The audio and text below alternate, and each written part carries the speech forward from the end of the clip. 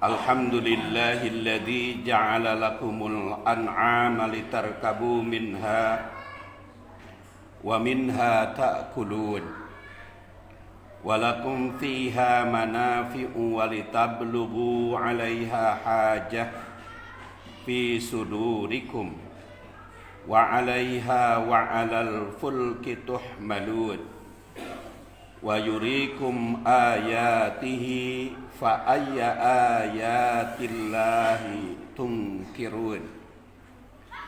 Ashhadu an la ilaha illallah wahdahu la syarikalah wa ashhadu anna muhammadan abduhu wa rasuluh alladzi la nabiyya ba'dah walau karihal kafirun. Allahumma salli ala Muhammadin nabiyil karim wa ala alihi wa sahbihi wa man tabi'ahu ila yaumi yub'asun.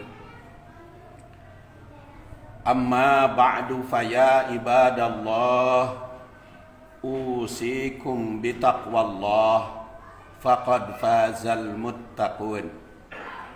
Qala ta'ala fil Qur'anil Karim, a'udzu billahi minasy syaithanir rajim.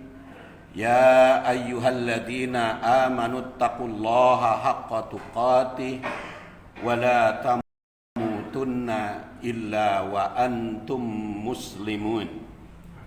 Wa qala ta'ala ya ayyuhalladzina amanu kunu qawwamina bil qisti syuhada'a lillah walau ala anfusikum awil walidain wal aqrabin iyakun ghaniyan aw faqiran fallahu awla bihima fala tattabi'ul hawa an ta'dilu wa in talwu aw tu'ridu fa innallaha kana bima ta'maluna khabira.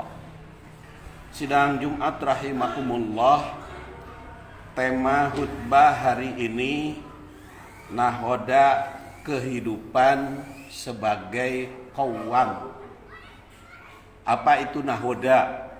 Nahoda itu biasanya jadi istilah bagi pelaut atau yang berlayar, yang memimpin pelayaran itu sering disebut nahoda. Kenapa dijadikan nahoda kehidupan? Karena kehidupan ini bagaikan berlayar. Kita mengarungi lautan yang luas. Semakin jauh dari pantai, semakin banyak tantangan.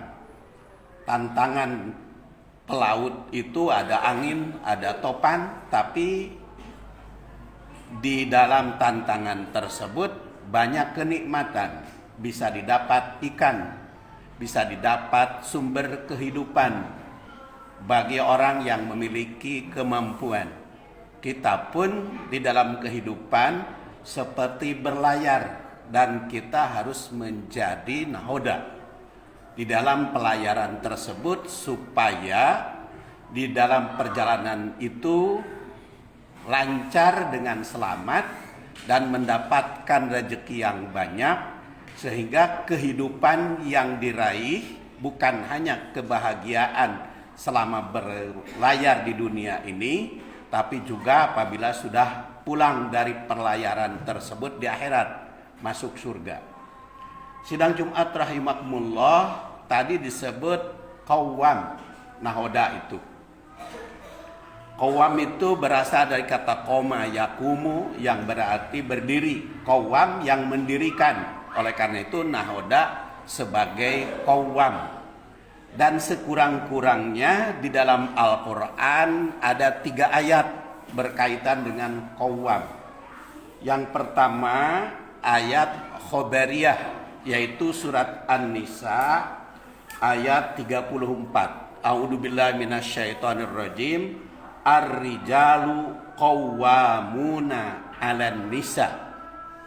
Kaum pria itu sebagai qawwam, sebagai nahoda, sebagai pemimpin, sebagai yang mengendalikan, yang bertanggung jawab di dalam keluarga pada urusan wanita. Bima faddalallahu ba'dahum ala ba'din, karena mereka memiliki keunggulan di atas yang lainnya. Wa bima anfaqu, dan tanggung jawab urusan nafkah, urusan materi, sehingga menafkahkan untuk kepentingan keluarga itu min amwalihim, dari harta mereka yang didapat. Wasalihat, maka wanita yang soleh adalah qanitat hafidot lil ghaib, yang taat, patuh, setia kepada suaminya, walaupun ketika suaminya tiada. Hafidot lil ghaib, pandai menjaga diri. Bima hafidallah, sebagaimana Allah memeliharanya. Wallati takhafuna nusujahunna fa'iduhunna, dan wanita yang melanggar sehingga nusud, maka nahoda itu fa'iduhunna, mendidik, mengajari, memberi nasihat. Wahjuruhunna, apabila tidak taat maka bertindak, menjauhinya. Tapi fil madoji, di dalam urusan tempat tidur. Wadribuhunna, dan apabila tetap tidak ada perbaikan, boleh menindaknya. Fa'in ato'nakum, tapi apabila taat, fala tabgu alaihinna sabila, jangan sekali-kali mencari jalan kesulitan. Innallaha kana aliyan kabira, sungguhnya Allah subhanahu wa ta'ala maha tinggi lagi maha besar. Ada 7 poin sebagai qawwam, sebagai nahoda, berdasar ayat 34 dari surat An-Nisa ini. Pertama, ar-rijalu qawwamuna 'alan nisa, dalam rumah tangga seorang suami sebagai pemimpin, menjadi nahoda. Karena pemimpin maka penanggung jawab di dalam kehidupan, mengarungi lautan tersebut, baik yang sifatnya materi. Ayat ini berupa khobariyah, berita, tapi mengandung arti insya'iyah, perintah, agar suami itu jadi nahoda, jadi pemimpin di dalam keluarganya, bertanggung jawab tentang kepemimpinan keluarga, baik urusan materi maupun immateri. Kedua, bima faddalallah ba'dahum ala ba'din, harus memiliki kelebihan di atas yang lain, harus memiliki keunggulan, menjadi sponsor di dalam segala kebajikan. Ketiga, wabima anfaku min amwalihim, tanggung jawab urusan materi, maka sang suami harus memiliki harta, harus bertanggung jawab urusan kehidupan keluarga yang bersifat materi, baik nafkah, konsumsi, suknah, tempat tinggal, maupun kiswah, berkaitan dengan busana atau pakaian, termasuk juga di dalamnya alat-alat berbusana. Kemudian fa'iduhunna, kalimat fa'iduhunna yang keempat, sang suami harus mampu mengajari keluarga sehingga keluarganya itu menjadi baik. Wastausu bin nisa'i khaira, jadilah penasehat yang baik kepada kaum wanita dan kepada keluarga. Oleh karena itu harus memiliki keunggulan di bidang keilmuan. Fa'iduhunna. Kemudian wahjuruhunna fil madoji wadribuhunna, kalau ada yang tidak taat boleh bertindak, seperti anaknya yang tidak sholat padahal dia berusia di atas 10 tahun. Fadribuhum, boleh memukulnya kalau tidak mau sholat, kalau anaknya sudah di atas 10 tahun. Tapi kalau anaknya belum 10 tahun, muru auladakum bisolah wahum sab'u sinin, kalau baru 7 tahun hanya perintah, Kalau dia tidak taat, tidak boleh kita tindak, tidak boleh kita pukul. Karena wadribuhunna boleh memukul, mencubit atau menindak apabila anak sudah di atas 10 tahun. Kalau di bawah 10 tahun tidak boleh kita menindaknya. Wahjuruhunna, wadribuhunna, di situ berlaku kepada anak apabila di atas 10 tahun. Kemudian fa in ata'nakum fala tabgu alaihinna sabila, jangan memberikan kesulitan. Apabila kita sebagai nahoda, sebagai suami tidak boleh memberikan kesulitan kepada siapapun, harus memberikan keringanan kepada anak, kepada istri, kepada ahli waris yang lain. Dan tersirat juga di dalam surat Al-Baqarah 233. Kita tidak boleh mencari jalan, mempersulit mereka. Karena berat kalau mempersulit wanita. Rasulullah SAW menandaskan idza da'akum ahlahu, apabila seorang suami mengajak istrinya pada suatu malam untuk bergaul suami istri, istrinya menolak pada tidak ada alasan, maka la'anat hal malaikah, malaikat mengutuk istrinya. Oleh karena itu sang suami jangan memberi kesulitan. Tanyalah, kalau tidak siap jangan memaksa, jangan dimarahi, sebab kasihan istri kita dikutuk malaikat. Maka jangan memberikan kesulitan, berikan kemudahan. Rasulullah SAW saja ketika mau tahajud pada suatu malam, beliau berbisik kepada istrinya Aisyah, "Ya Aisyah, engkau izinkan aku melaksanakan sholat malam saat ini?" Maka Aisyah mengatakan, "Ya Rasulullah, aku senang dan bahagia tidur di sampingmu. Tetapi aku berbahagia lebih dari kebahagiaan apabila aku mengizinkan engkau mendekati Tuhanmu, menghadapi Allah Subhanahu wa Ta'ala." Sang suami minta izin kepada istrinya padahal berbuat ibadah. Maka jangan kita memberikan kesulitan pada istri, berikan kemudahan. Kalau ada kehendak, penuh ampunan supaya tidak dikutuk malaikat. Fa in ata'nakum fala tabgu alaihinna sabila. Yang ketujuh, innallaha kana aliyan kabira. Sungguhnya Allah Maha tinggi lagi Maha besar.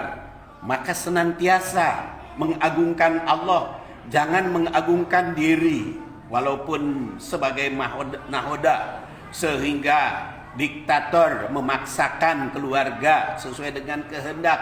Ingat, yang paling tinggi, yang paling besar itu hanya Allah Subhanahu wa Ta'ala.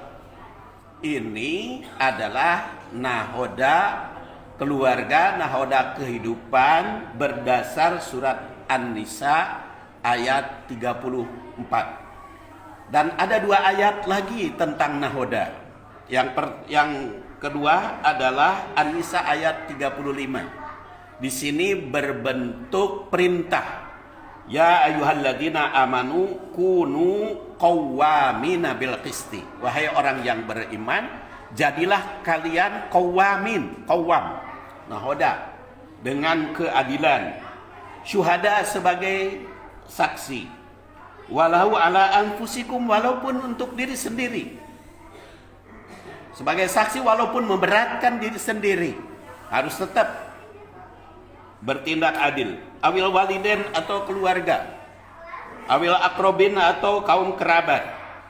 Kalau ternyata iyakun ghaniyan au fakiran fallahu aula bihima. Kalau berkaitan dengan kekayaan, berkaitan dengan materi, Allah harus lebih utama. Fala tabgul hawa, jangan mengikuti keinginan hawa nafsu. Anta dilu, untuk bertindak adil. Wa in talwu au ta'ridu fa innallaha kana bima ta'maluna khabira. Allah Maha Tahu. Allah akan mengaudit kita sebagai nahoda, baik dalam keluarga maupun dalam kehidupan.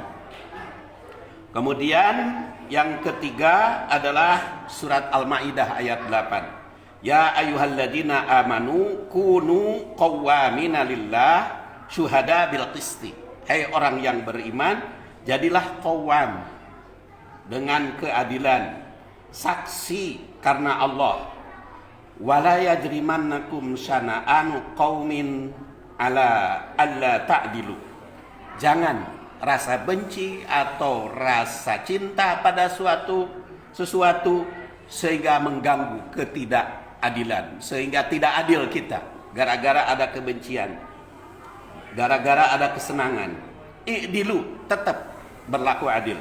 Wa aqrabu littaqwa, karena itu lebih baik dan lebih dekat kepada takwa. Wattaqullah, bertakwalah kepada Allah. Innallaha khabirum bima ta'malun.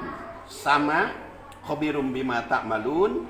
Yang kedua, kana bima ta'maluna khabiro. Isinya sama, karena Allah Subhanahu wa taala akan mengaudit, memperhitungkan kehidupan kita. Ghafarallahu li wa lakum walhamdulillahirabbil alamin.